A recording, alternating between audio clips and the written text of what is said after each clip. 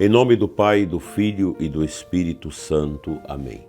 Pela sua dolorosa paixão, tende misericórdia de nós e do mundo inteiro. Meu caríssimo ouvinte do programa Oração da Manhã. A espiritualidade cristã tem como marca essencial o perdão. Uma igreja que não perdoa, que não abre espaço para a misericórdia, torna-se dura, fria, legalista. Uma igreja em subida deve ser sempre a igreja do perdão. Porque foi assim que Cristo nos revelou o Pai, misericordioso, pronto a acolher os que voltam. Frei Clodovis Boff, no seu livro Por uma Igreja em Subida, sublinha que a crise contemporânea da igreja muitas vezes nasce da perda da espiritualidade do Evangelho, substituída pelo funcionalismo ou pelo moralismo.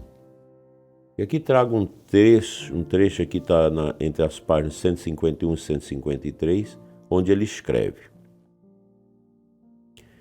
a igreja não pode tornar-se mera gestora de formas ou de estruturas. O seu verdadeiro rosto é o da misericórdia, que nasce de uma espiritualidade profunda. Só uma igreja espiritual sabe perdoar. Só quem sobe a Deus na oração consegue descer aos irmãos em compaixão. Belíssima palavra do autor desse livro. Aqui, é claro que o Clodovis Boff não quer criticar a organização da igreja, mas nós não podemos ficar só nisso, senão você burocratiza o sagrado. Você cria uma mentalidade de empresa para a igreja, e não é isso que Nosso Senhor quer. Não é essa. O ponto da vontade do Senhor acerca da igreja. Nós precisamos de organização, precisamos das pastorais, precisamos dos escritórios paroquiais, da cúria, da diocese, tudo isso. Mas tudo isso a serviço de uma igreja misericordiosa, uma igreja que produz o perdão. Vocês imaginam o Brasil tão dilacerado como está? Quantas mágoas! Eu estava assistindo um vídeo sobre um desses grandes carrascos do nazismo na Segunda Guerra, lá na Polônia, e fiquei imaginando aquelas milhares e milhares de pessoas mortas pela brutalidade, crianças. Isso cria um ódio, uma amargura, uma dor tão grande, não só no coração daquelas pessoas, mas na humanidade. Pois quando uma ditadura subjuga as pessoas, criminaliza as pessoas sem nada dever, isso gera a dor. E é tão triste pessoas que terminam suas vidas nas masmorras, no sofrimento. E é tão triste também para quem colabora com tudo isso. Como que é o coração de uma pessoa que chega a esse nível de não ter mais compaixão, de não ter mais capacidade de perdão, de não ter mais capacidade de santidade no coração? O apóstolo Paulo aos Romanos, no capítulo 12, nos ensina: o amor seja sem hipocrisia. Detestai o mal, apegai-vos ao bem. Sede alegres na esperança, pacientes na tribulação e perseverantes na oração. Abençoai os que vos perseguem. Abençoai e não amaldiçoeis. Eis a marca de uma comunidade espiritual: transformar a ofensa em bênção, a ferida em ocasião de graça. Maria Santíssima é mestra nesse caminho. Aos pés da cruz, não há no seu coração ressentimento contra os que crucificaram seu filho. Ela silencia e oferece. Bonito isso. Ali se revela a espiritualidade da compaixão que gera perdão.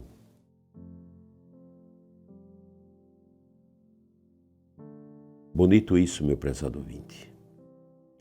Por isso, o perdão é o verdadeiro sinal de que a espiritualidade não é apenas teoria, mas viva. Quando nós na igreja perdoamos, quando as famílias perdoam, quando um casal reencontra a paz, quando uma comunidade supera divisões, ali está a igreja em subida, manifestando a força do Espírito Santo. E nós temos no nosso ministério, eu creio que os padres que nos acompanham também sabem disso, histórias lindas de perdão. Pessoas que perdoaram. Por que o martírio dos primeiros cristãos se tornou uma plataforma de unção para a igreja? Porque todos os mártires de Roma, todos, morriam perdoando o imperador que os matava. Morriam perdoando os carrascos que os sacrificavam. Essa é a dinâmica cristã. O perdão não é uma realidade muito fácil.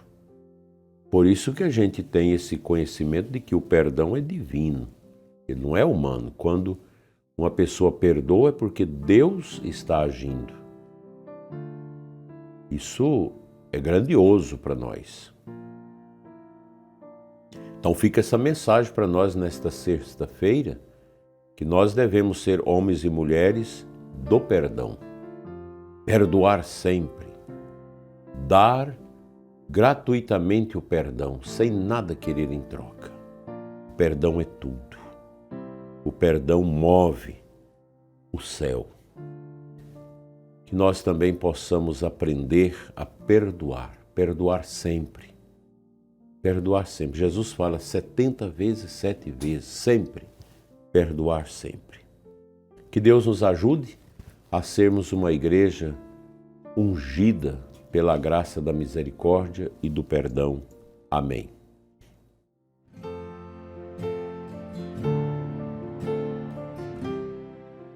O Santo Evangelho de hoje está em Lucas 8, de 1 a 3. Jesus anuncia o reino com os 12 e as mulheres. O Evangelho apresenta Jesus percorrendo cidades e povoados, anunciando a boa nova do reino de Deus. Com ele iam os 12 e algumas mulheres que haviam sido curadas de espíritos malignos e doentes. Aqui nós podemos lembrar Santa Maria Madalena, que foi uma dessas mulheres curadas por Jesus e que acompanhou Nosso Senhor no seu ministério. Foi com Jesus pelo caminho, anunciando, ajudando as pessoas a compreender a beleza do reino. Aqui vemos o perdão em ação. Aquelas mulheres foram curadas, perdoadas e agora servem a Jesus. O perdão não é ponto final, mas ponto de partida. Transforma os curados em missionários, os perdoados em servidores. Assim também deve ser a igreja. anunciar o reino, não como um tribunal que condena, mas como casa que perdoa e envia. Vamos trazer isso para a nossa vida. Deixar que a nossa vida seja também alcançada por esta dádiva, por esta graça incomensurável do Evangelho de Jesus. Pois quem é curado vai para a missão. Você recebeu um beneplácito de Deus, uma bênção, você sente no dever de se engajar, de ir adiante nesta missão tão bonita, que é a missão evangelizadora, missionária da igreja. E as pessoas que vão sendo perdoadas, e aqui a gente pode ver quanto a igreja lucra na prática da sua atividade com o sacramento da penitência. As pessoas vão perdoando e elas se tornam que servidoras. Quantas vezes na confissão de pessoas que há tanto tempo não se confessavam, pessoas que estavam longe da igreja, carregadas de tristeza, de vazio por causa do pecado, quando confessa, quando recebe absolvição, recebe um penhor de graças. E essas pessoas às vezes perguntam: em que eu posso ajudar a igreja?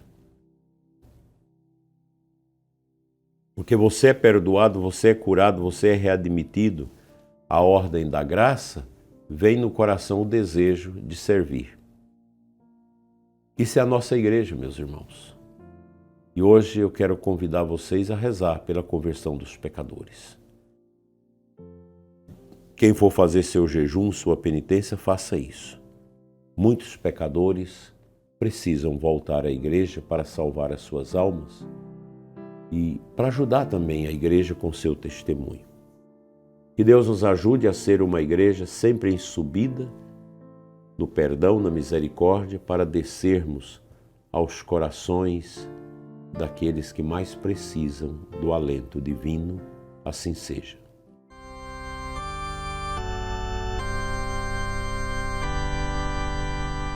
Te convido, prezado ouvinte, a orar. Hoje vamos orar pelos cancerosos, pelas pessoas que estão com linfomas, crianças cancerosas, pessoas que estão sofrendo na quimioterapia, alguns desenganados, outros com tanta coragem e com tanta fé na cura.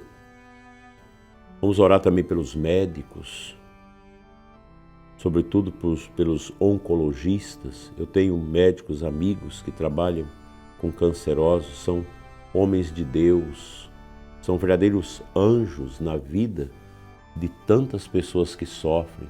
Essas enfermeiras tão bondosas, tão delicadas, que ajudam também a amenizar a dor dessas pessoas em tratamentos tão adversos e dolorosos.